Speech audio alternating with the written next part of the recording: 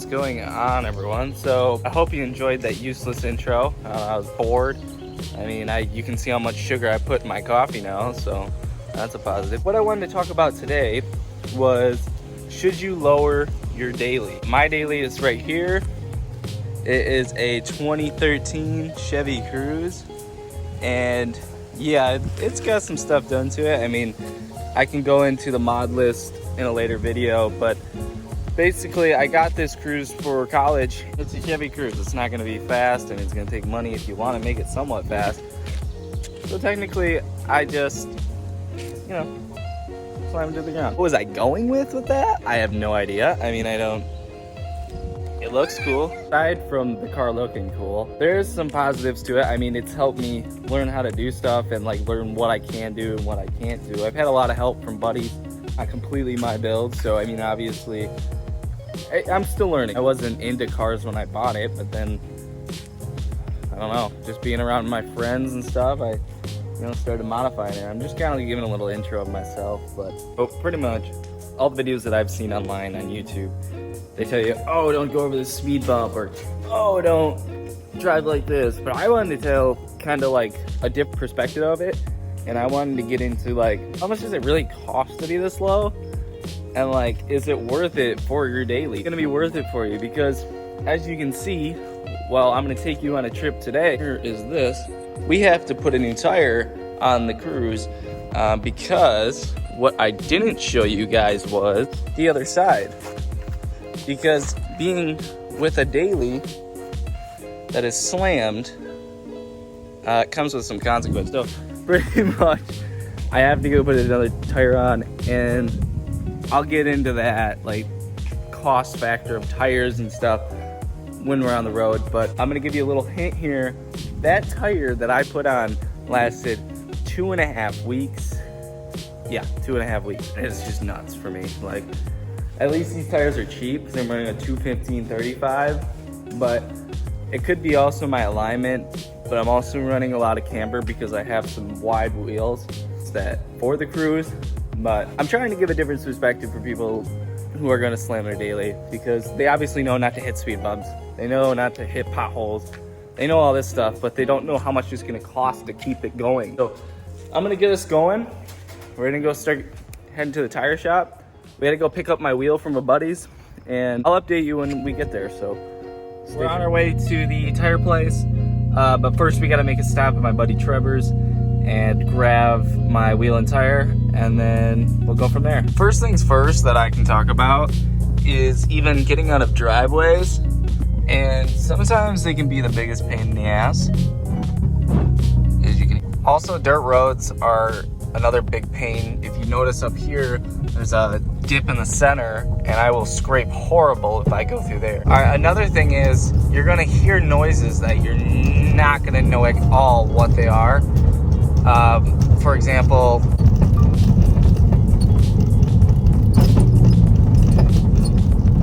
a new noise every time you drive.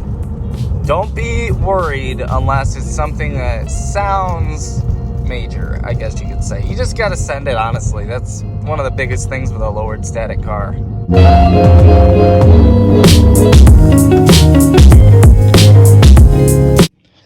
So here is the tire, and that's 2.5 weeks worth of camber and bad toe. Isn't that terrible? So we're loading this tire up in something you guys probably don't know what the heck it is, but if anybody in the comment section can guess what the hell this is, let me know, because I'm sure most of you won't know what it is. And no, it does not have the correct badges on it. Before I start getting into stuff right now, I just want to say, I know I only have one racing seat. Okay, I'm getting there. Don't light me up in the comments, because I know I only have one racing seat and I'm getting there, okay? Thank you. So, we got the tires on. Unfortunately, I didn't record getting the tires on. I got caught up and I got busy.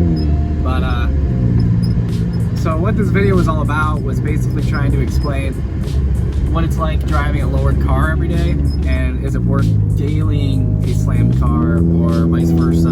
Is it how is it dealing in a slam car? First thing I want to kind of cover is you need to know exactly like your budget. Like, what are you planning to spend on your car? Like, first you got to know coilovers, how much, or lowering springs or bags, like how much are you going to spend on that? And then you also have to take into account tires. Now, my tires are 215/35s, 19s, and I'm running some decent stretch on a 19 by 9.5. Now with that, I'm running, I can't even tell you, I think I'm running like -5 degree of camber, maybe -4, and I never got in alignment, and that's another big thing. If you're daily driving a slam car, you need to get in alignment. I learned that mistake very well and very fast, and I still haven't got one. So I technically have not learned that.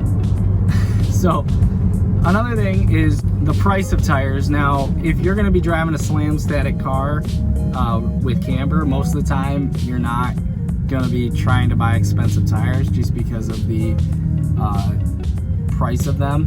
I would say, all in all though, the price of owning a daily driver slam car, it all depends on how you drive it, how much you pay attention, and how much you actually care. I mean, if you drive it, don't give a shit, and hit like potholes out the rear end, you know, you're gonna have some problems. And if you drive it, nail roadkill all the time, you're replacing front lifts, front bumpers, hell, even rear bumpers if it comes to that, or something else, you never know. Driving a low-rig car, you have to completely change your lifestyle of driving, and especially being your daily driver. Like, there's going to be some driveways you can't get up, there's going to be some, you know, places that you can't go, and you're going to learn different routes. And I think another thing is you're really going to learn the roads, like I have. I mean, around me at least, I've learned ways that, like, you know, I'm swerving all the place. You know, there's some times where I have to go, you know, it's almost in the other lane where I gotta swerve a pothole, but it will save you from some expensive damage. So you just need to really learn the roads, honestly, kind of adapt to the driving, I guess. I think that sounds kind of smart, I guess. So I would say, if you're gonna drive a lowered static bag car as a daily, just know what you're getting yourself into.